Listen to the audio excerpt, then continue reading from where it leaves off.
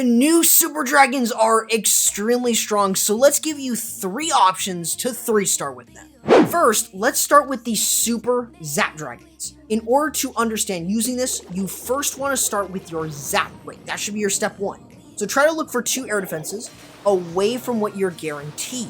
So in this case, I went for these 2 by using 2 lightning and then 1 earthquake on each.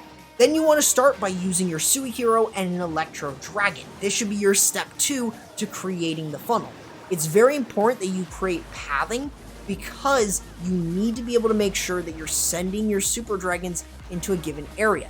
Now, I chose this area for the Sui hero because I could remove 2 air defenses and the Town Hall very easily.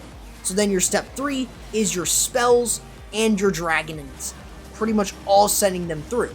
In this case, I didn't need to bring a battle blimp for the Town Hall, so you can then go ahead and bring something like a Flame Flinger or a Stone Slammer. We'll talk about the Flame Flinger later, but you mainly want to know these spells. You want to use an early Rage to push yourself through. That's always important in any dragon attack, and using an early Grand Warden ability.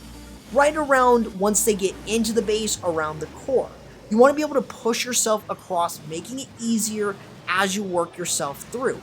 And the remaining spells, like Freeze and the other Rage, you should use on Infernos, leftover air defenses, and as well, a great tip of using the lightning spells is you could bring 2 to remove a sweeper that is pushing any of your units back. This is really good and can provide a ton of support no matter what dragon attack you're doing. You just want to make sure that you are keeping in mind of using mainly 2 to 3 Super Dragons. I find Super Dragons to be way better when you use a very little amount of them. You don't need 5 in order to succeed. So only bringing about 2 to 3 allows you to get through bases way more cleanly, as they have enough health to provide support on the back end to push themselves through. That is why it's really strong, and I don't think a regular Zap Dragons would have gone through this, but possibly it had something to do with these Super Dragons, which is why I think that they're better in using 2 of them. And this is why it is a really strong option with the Zap Dragons. Another option that you have is the Super DragBat. You want to start by looking at splash buildings, so try to look for an area where most of the splash is. In this case, that is where a bulk of it is, so that's where you want to attack from. So the first step should be using your heroes. This is where you want to get something like a Multi-Inferno, Wizard Tower, Eagle, or even the Town Hall. So those are things that you really want to try and look for. Also consider pathing, because you do need to have that. So in this case, your first step is your heroes. In my case, I use the heroes to go in for the Town Hall and the Wizard Tower.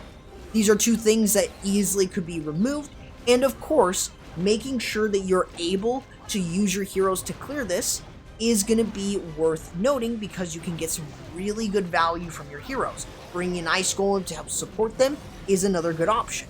In this case, you can also create the other side of the funnel with an Electro Dragon. That should be your step 2 in order to make sure everything runs smoothly. So while the Queen clears this area, you've got your enough space for your dragons, Super Dragons, and balloons to move through. Same rules apply. You want to use an early Rage and an early Grand Warden ability once they move through into the base. Now in this case, you could bring a Stone Slammer to move yourself across. But in this case, I did a step 3 in where I dropped my Battle Blimp away from the Town Hall and used it as support. So dragons, the regular dragons and Super Dragons are moving through, and I have my Battle Blimp drags to move across. This provides so much support for the dragons already that I can move myself through. You can use the bat spells at any point, but more specifically, you need to make sure that you are freezing splash buildings. Make sure that you're able to move through, and even if they split, they will be able to come back together. Chances are you do want to use the freeze spells in order to make sure that you're able to protect all of your bats for the most part. I didn't do that at the beginning per se, but it can still be very viable. Of course, you don't have to bring the Battle Blimp or the Stone Slammer. You can bring the Flame Flinger with this one. It can work very well for you and can still get a triple, though it's very base dependent. But, of course, we will be talking about that very soon. So this is the exact reason to why the Super DragBat is a really viable way of using Super Dragons right now. If you made this far in the video, the Flame Flinger is so good right now. This is a mass dragon using Super Dragons and Dragons, but having that with the Flame Flinger. First, you want to start with your Hero Dive. Your Hero Dive is going in for one corner of the base. So this should be your step 1. One corner of the base down with your heroes. In this case, this is an anti-3, so using them for the Town Hall is really good. Now, in this case, I would highly recommend bringing a Headhunter. That's going to help support your troops tenfold, and your heroes, of course. But you want to make sure that you remove the Town Hall with your heroes. Another corner is going to be using the Flame Flinger. Pretty much what you're doing is you're clearing one area here and another area roughly here. This is what you're doing pretty much with this. You're not only just doing that, but your third one is by using an Electro Dragon on this side.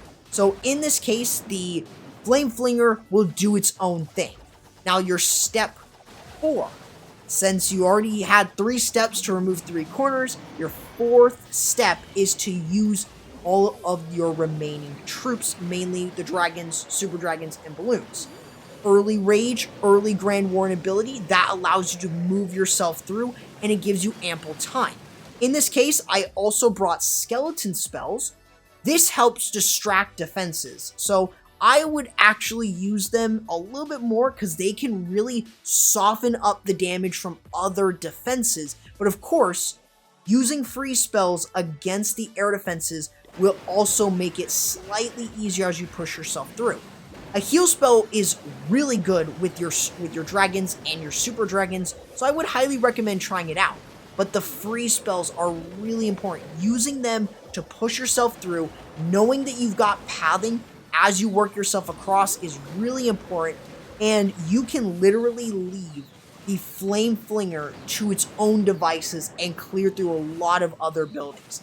This is why it is such a strong siege machine, and if done correctly, you can still have a large amount of your dragons, or at least a good amount of your dragons, to finish off the attack, and even having a Dragon Rider or a dragon in there to help clear through.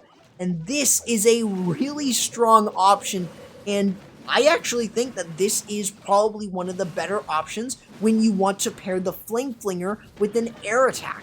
This is a really, really strong option that you may want to use. It is very consistent, it can work really, really well, and of course, just following those steps will allow you to get a 3-star with the mass dragons and using the Flame Flinger. So that is the Super Dragons. Which of these 3 are you going to use? Or are you going to use that Flame Flinger one? Make sure that you guys check out my previous video all on the new World Championship Challenge and how to beat it easily. Make sure to also check out my other video on breaking down this update, and make sure guys to also subscribe to the channel, and I'll catch you in the next video. Corrupt, signing out.